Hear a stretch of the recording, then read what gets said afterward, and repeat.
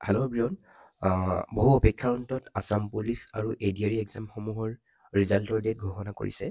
Assam police SI, AB, UB, APRO ইয়াৰ written টেষ্টৰ result ঘোষণা কৰিব 6 মাৰ্চত আৰু ইয়াৰ ফিজিকেল টেষ্টৰ কাৰণে 9 মাৰ্চৰ পৰা এডমিট ডাউনলোড কৰিব পাৰিব আৰু 17 মাৰ্চত ফিজিকেল টেষ্ট ষ্টাৰ্ট হ'ব।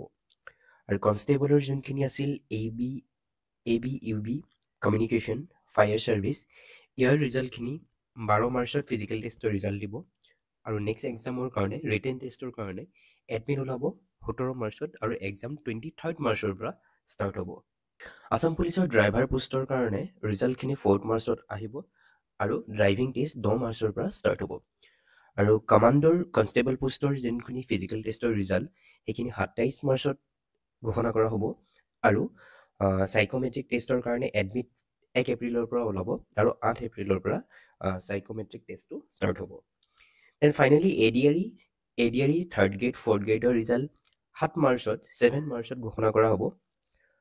ইতিমধ্যে ঘোষণা কৰাৰ মতে প্ৰত্যেকটো পোষ্টৰ কাৰণে দুজনকৈ কেণ্ডিডেট ৰাখিব